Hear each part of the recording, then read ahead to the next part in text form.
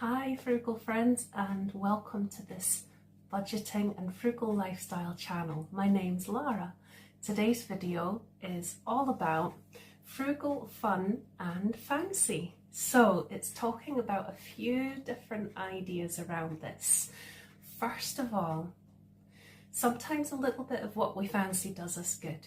We all deserve a treat from time to time, and let's face it, the cost of living this year and in general over the last couple of years or so, especially related to, well, actually there's a lot of areas, but focusing especially on, for example, food prices.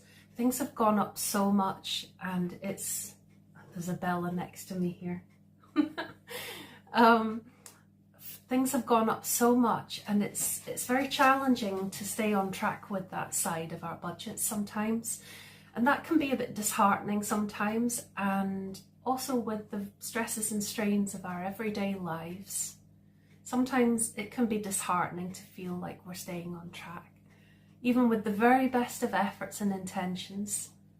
And sometimes there is the risk of ending up feeling deprived.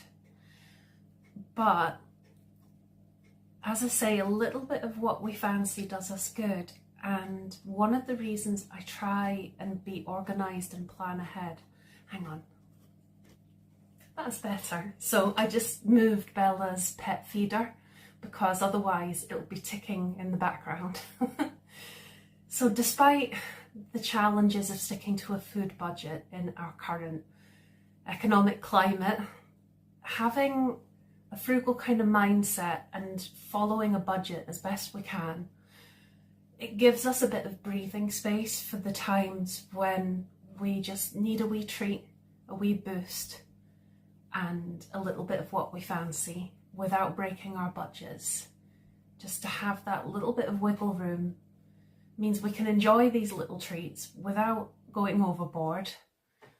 But sometimes for me personally, and I think food is a pleasure for so many of us in life, and treats in moderation, indulgences in moderation can be a great boost.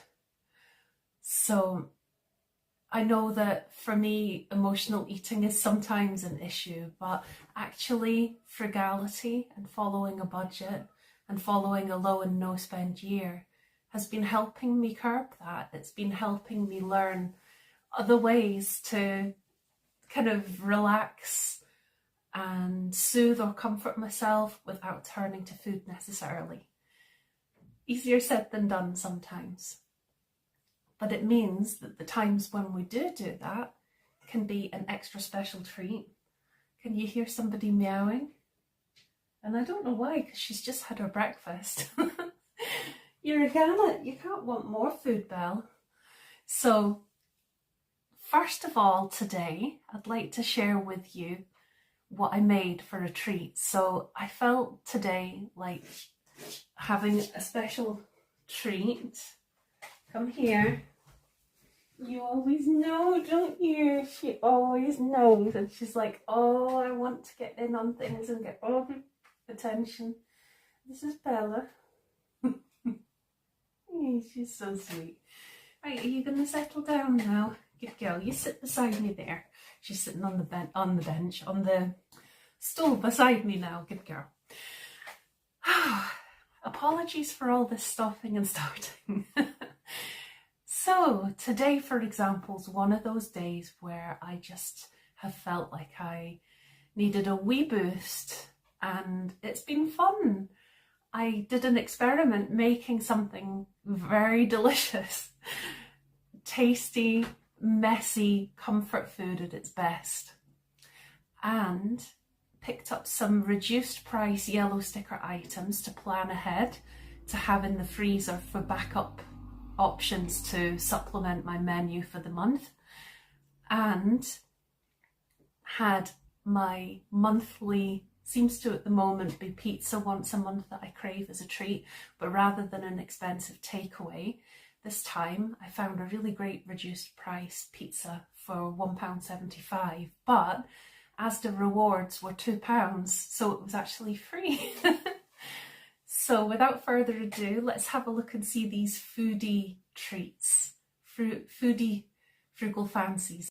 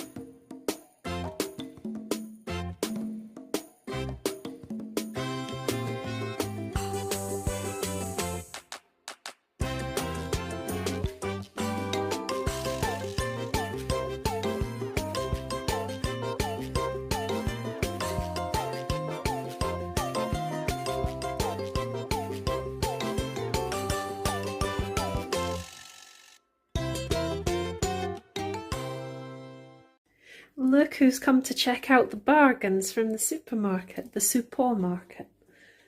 Here she is. So these were not a bargain, but they were delicious and too tempting to leave behind. I admit, they're my treat of the week. This needs to last more than a week, so it's not my treat of the week. It's a store cupboard item, but it's going to be difficult to leave it in the store cupboard. I was really pleased because it does not use palm oil that's not sustainable, if that makes sense, i.e. it uses palm oil that is sustainable. So I was really happy to see that. It was the perfect excuse to treat myself. It's not for you, Pumpkin. I don't think you would like this very much. Right, on to bargains. Bargain sausages. They will be great for batch cooking. They can get stuck in the freezer. Also, all these excellent reduced price bready products. So exercise caution and willpower, Lara, and make them last. I will make them last. I'll be good, I promise. So 16p for crumpets, 23p for muffins. These are wraps. They are really handy for so many things. Only 29p. 33 for these potato cakes. They're like potato scones. And 49p for a big tiger loaf. So very happy with all of that. So things that are fun, fanciful, maybe even a bit luxurious, they don't have to be banished from our budget. In fact, if we plan for them in a balanced and intentional way, I think they can really enhance our journey along our frugal path. So sinking funds can help with this. So I introduced a sinking fund for treats of £15 a month in March. It has been a game changer for me with my low and no spend year. So it's technically no spend out with certain parameters year, but that's a very lengthy way to describe it. So I'm calling it a no or low spend year. But what I mean is it's a low spend overall, but I'm aiming for no spend out with these certain parameters that I've put in place that no longer feel restrictive. And that has made all the difference. And it means that even on a tight budget, it's possible to feel like I still have a sense of abundance in my life in some form, which is a really great thing to cultivate gratitude in life as well. And that in itself is so invaluable. So there's a man on YouTube, I think his name is Ramit Sethi, and he talks about living a rich life. So I'm going to add a little image here. So when he talks about a rich life, he's not necessarily talking about wealth.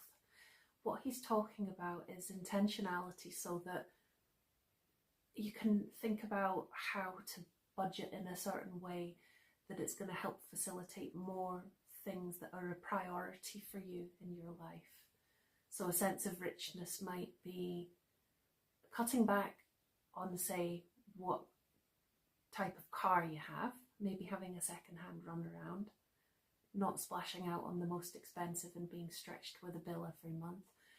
But then that means you've got money in your budget for, say food again, back to food. You can tell I like my food, but I'm not somebody, unless it's seeing friends, I'm not, and even then it's going to be more likely to be Weatherspoons. But for some people, the priority might be, for having a rich life, might be having money there to go for a special meal once a month, or to be able to afford a luxury coffee.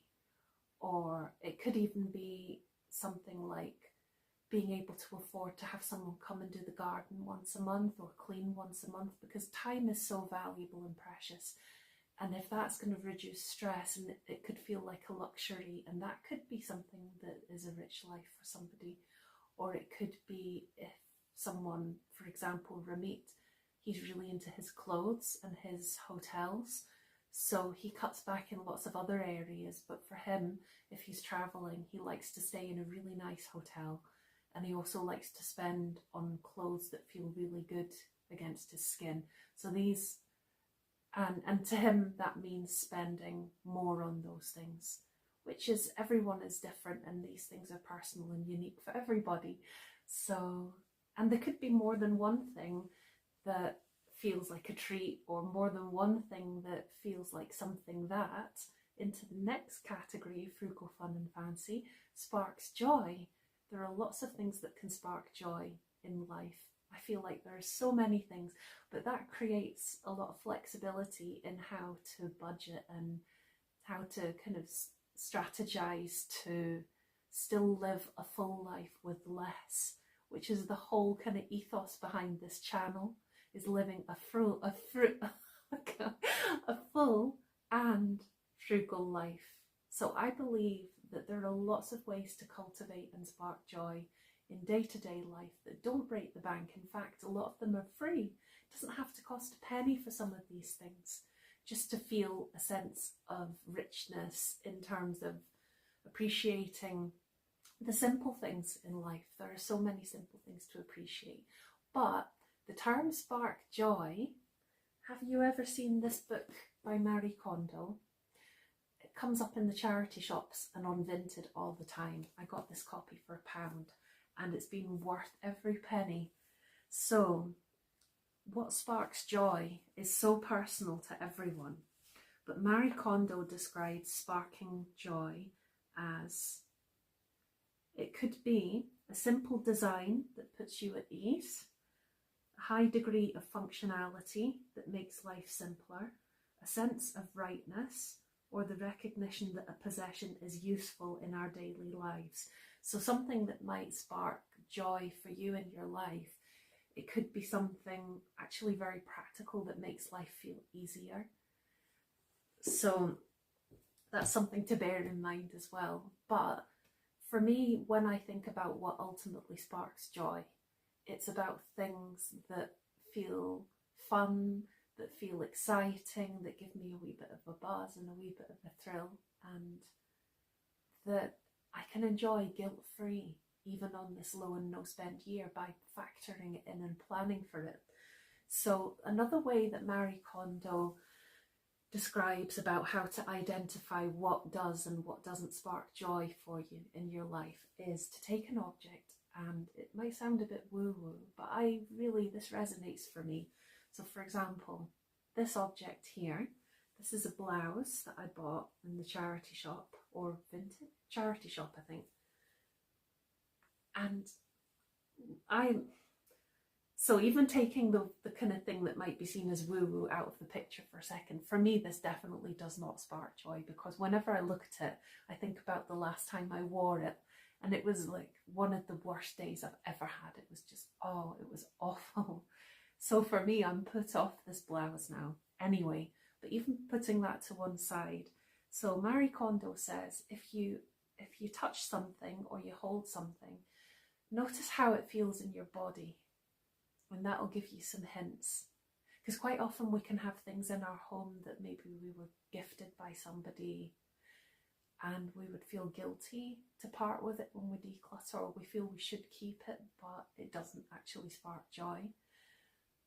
So, and then it could be and then you could have things that you've bought that you spent quite a lot on, and again, maybe feel bad to get rid of it because of the sunk cost fallacy. So, oh, well, I spent such and such, and it's a waste to not keep this item anymore.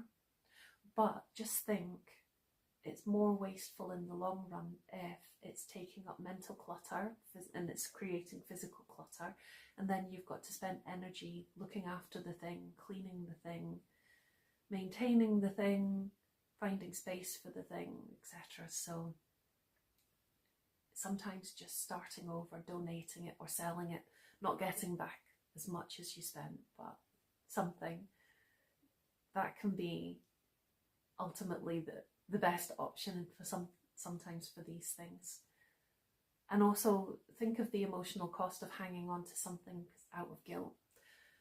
Easier said than done, I know sometimes, but anyway, back to how it feels. So for example, when I hold this, and this is how Marie Kondo describes it, kind of in your body you'll feel it, kind of like a kind of sinking feeling. It's a kind of heavy feeling and not a pleasant feeling. So I do notice that more now when I'm going through clothes and things, and I'll try and identify what does and doesn't spark joy when decluttering. I definitely notice, and actually we're going off on a different subject here with decluttering, but when Marie Kondo, she goes into a lot of detail in this book about areas of your life that you could declutter. Clothes is one of the easiest things to start with. It helps you hone that ability to notice how you feel about an item. If you're not quite sure, you start to tune into it more. On the other hand, something that feels like it sparks joy, it's a different kind of feeling. I'm going to touch something that sparks joy.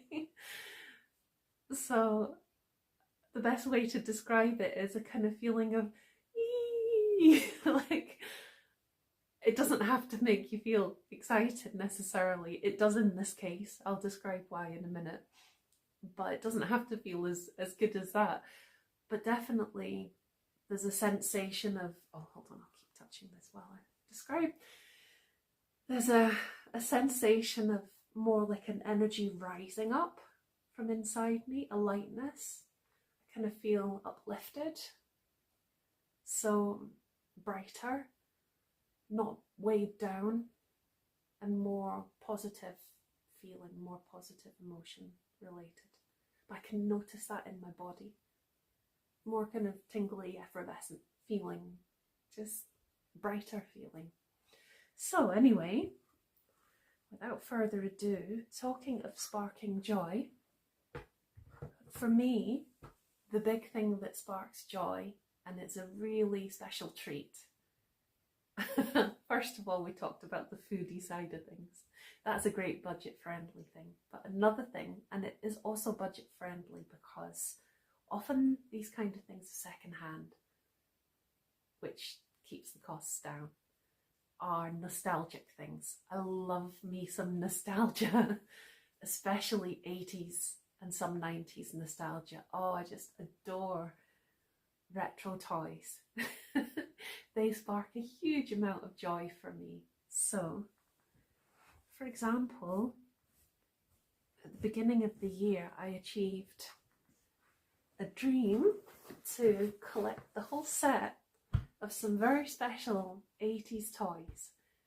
I didn't actually have one of these as a kid, but I did have, I'm sure I had a lunchbox, I had a satchel, that was my first ever bag, and I had a book and a tape about when they went to the circus.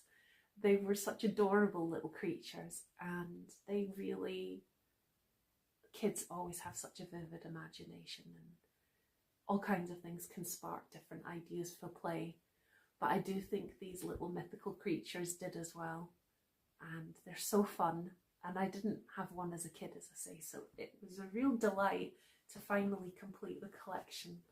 And also just to say, so that they don't create clutter in my life, I've got a practical way to store them, because I was decluttering clothes, so they now fit inside this laundry basket. This also doubles up as a seat that I use in my bedroom. So it's also it triples up as a coffee table in my bedroom. So sometimes I bring this tray through that I put on top, and then I can use it as a coffee table or seat or the storage for these things, so they're not getting in the way. And anytime I want to spark a bit of joy, they're here. And they are the popples. Hey, look! Aren't they sweet? They're just the cutest. So there's 9 of these little guys in the collection, and they're so lovely. So as I say, these were all bought second hand, so they were a bit dirty, they needed some TLC. So first of all, I gave them all a wash in the machine inside pillowcases so that it wouldn't damage their eyes. Then they got hung out on the line to dry, and then once they were dry, went over them, did any wee sewing repairs, got any fluffy bits off them, and checked their eyes and their noses to make sure they weren't damaged. And then I used this nail brush from that pack of 3 I mentioned before in another video. That I used that brush. Just it gets the fur up nice and soft. Just gives it a bit of a new lease of life. So they've all been restored to as close to their former glory as possible. It's worth making the effort, because it's possible to buy retro toys pretty cheap if you're willing to put in the effort to restore them and do a wee bit of TLC. Look at this pretty one. Oh, they're so cute. They're so cute. That's Party. This big guy is PC, which is pretty cool. Very 80s. So she's a cutie. So they did 3 small, 3 medium and 3 large.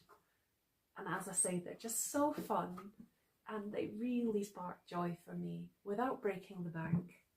So I hope you enjoy seeing these examples.